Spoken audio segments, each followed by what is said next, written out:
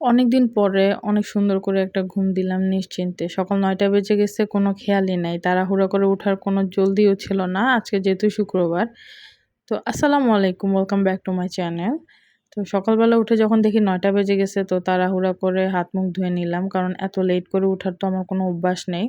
তো আমি একনির এই ফেস ওয়াশটা ইউজ করতেছি অনেকদিন ধরে। আমার মুখে অনেক ব্রণ ছিল, অনেক পরিমাণের। তো এই ফেস ওয়াশটা ইউজ করার পরে আমার ব্রণটা অনেক পরিমাণে কমে গেছে। এরপরে আমি শসার রসটাকে আইস কিউব করে রেখে দিছি। তো আমি প্রত্যেকদিন সকালে একটা করে ইউজ করি। তো এটা মুখে রাব করার পরে আমি ১০ মিনিটের জন্য রেখে দিই। এরপরে চাটা বসিয়ে নিই। ১০ মিনিট হয়ে গেছে। আমি এখন মুখটা ধুয়ে নিব।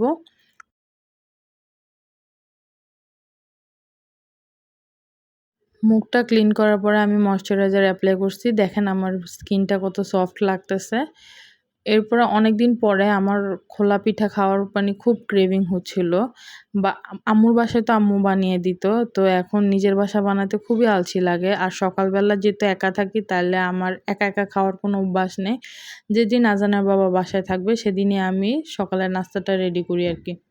তো খোলা পিঠার জন্য আমি চালের গুঁড়াটাকে মথে নিছি অনেকক্ষণ ধরে। এরপরে গরম পানি দিয়ে পাতলা একটা ব্যাটার তৈরি করে নিব। এরপরে এটার মধ্যে আমি ২ টা হাঁসের ডিম দিয়ে দিব। হাঁসের ডিম দেওয়ার কারণে খোলা পিঠাগুলো একদম নরম হয়, তুলতুলে হয়, খেতে অনেক মজা লাগে। খোলা পিঠার বেস্ট কম্বিনেশন হচ্ছে গরুর মাংসের ঝোল দিয়ে। অনেক টেস্ট লাগে। আপনারা ট্রাই করবেন। আর যদি রেসিপি জানতে চান তাহলে আমার আগের ভিডিও দেখে নিবেন।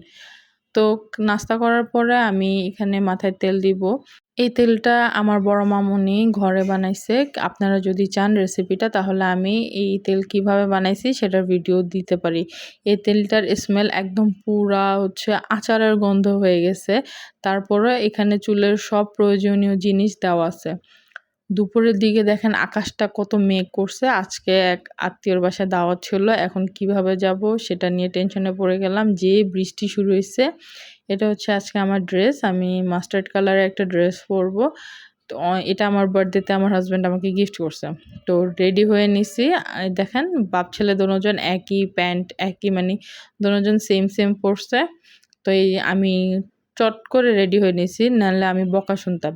খুব মিনিমাম একটা মেকআপ করে নিছি। বাইরের ওয়েদারটা দেখেন, কি বৃষ্টি। আরও বেড়িবাঁধের এই সাইডটা তো পুরা বাজে অবস্থা, রাস্তাঘাট খুব খারাপ। তো আমার ছেলের সিএনজির মধ্যে ওর অনেক ঘুম পাচ্ছিল। ওকে জোর করে আমি বসায় রাখছি। আর এখান দিয়ে একটু মাঝখানে ক্লিপ নিচ্ছিলাম। তো যাওয়ার পরে কি, কি হলো আমি সব ভিডিও করতে ভুলে গেছি।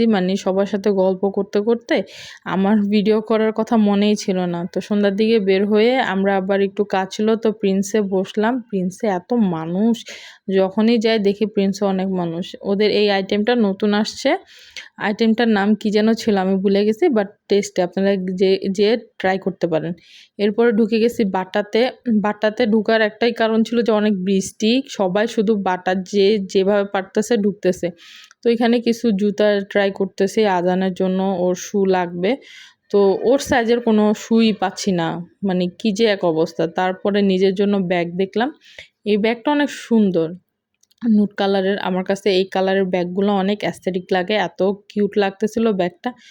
তো এরপরে যখন দেখতেছি যে বৃষ্টি অনেক, রাতে যেয়ে বাসায় যেয়ে রান্না করা পসিবলই না। তো এখান থেকে আমি ডিনারটা নিয়ে নিচ্ছি। ডিনারটা অর্ডার করে আমি বসে রয়েছি। কি যে বিরক্ত লাগতেছে। বৃষ্টির কারণে আবার এখানে চলে গেছে কারেন্ট। কি যে এক অবস্থা। বৃষ্টিতে যে কিভাবে যাব সেটা নিয়ে ভাবতেছি। এরপরে চলে গেছে ওর জন্য টুকটাক খেলনা কিনতে। যখনই ওর বাবা ১ নাম্বারই আসে, ওর জন্য টুকটাক খেলনা কিনে নিয়ে যায়। বাট টুকটাক খেলনা কিনে নেয়, অনেকগুলা খেলনা কিনছে। তো আস্তে, আস্তে আমাদের ৯:৩০ বেজে গেছে। আজান অনেক টায়ার্ড। পুরা রাস্তার মধ্যে ঘুমায় গেছিল। পরে বাসায় এসে ওকে শোয়ানোর পরে উঠে গেছে। এই যে দেখেন আমি খুব বিধ্বস্ত অবস্থা হয়ে রয়েছি। তারপরেও রাতে ডিনার-টিনার সেরে আমার এই ফেভারিট শোটা দেখা মিস করি নাই। আর লাস্টের দিক দিয়ে আপনাকে দেখাই দিচ্ছি যে এটা আমার জামাই আমাকে কিনে দিছে। আমার জন্য খেলনা কিনে দিছে। তো আল্লাহ হাফেজ। নেক্সট ভিডিওতে আপনাদের সাথে দেখা হবে। দোয়া করবেন আমার জন্য।